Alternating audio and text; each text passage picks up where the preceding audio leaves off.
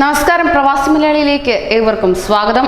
നേപ്പാളിലെ ദമാമിൽ 8 മലയാളികൾ ഒരു ടൂറിസ്റ്റ് ഹോമിൽ മരിച്ച നിലയിൽ കണ്ടെത്തി. അടച്ചിട്ട മുറിക്കുള്ളിലാണ് ഇവരെ മരിച്ച നിലയിൽ കണ്ടെത്തിയത്. 19 പേരടങ്ങിയ സംഘത്തിൽപ്പെട്ടവരാണ് മരിച്ചത്. തണുപ്പകറ്റാൻ ഇവർ മുറിയിലെ ഗ്യാസ് ഹീറ്റർ ഉപയോഗിച്ചിരുന്നു. ഇതിനെ തുടർന്ന് ശ്വാസം മുട്ടിയാകാം മരിച്ചത് എന്നാണ് കരുതപ്പെടുന്നത്.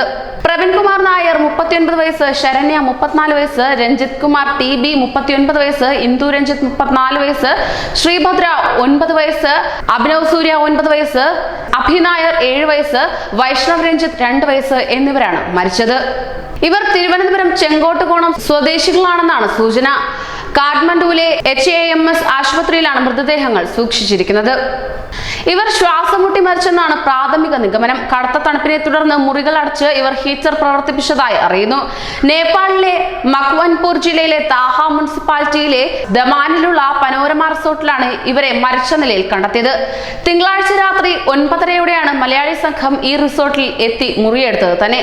കടുത്ത തണുപ്പ് കാരണം 3 മുറികളിൽ ഹീറ്റർ ഓൺ ചെയ്താണ് ഇവർ വിശ്രമിച്ചത്.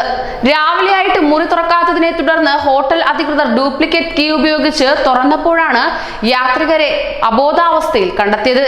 ഇവരെ HAMS ആശുപത്രിയിലേക്ക് ഹെലികോപ്റ്റർ മാർഗം എത്തിച്ചെങ്കിലും 8 പേരുടെ ജീവൻ രക്ഷിക്കാനായില്ലെന്ന് വാർത്താ ഏജൻസികൾ സ്ഥിരീകരിച്ചു. ഇവർ ഇന്നലെയാണ് സ്ഥലത്തെത്തിയത്. ഇവിടെ 4 മുറികളിലായാണ് ഇവർ താമസിച്ചിരുന്നത്. കൂടുതൽ പ്രവാസി വാർത്തകൾക്കായി ഈ ചാനൽ സബ്സ്ക്രൈബ് ചെയ്യൂ.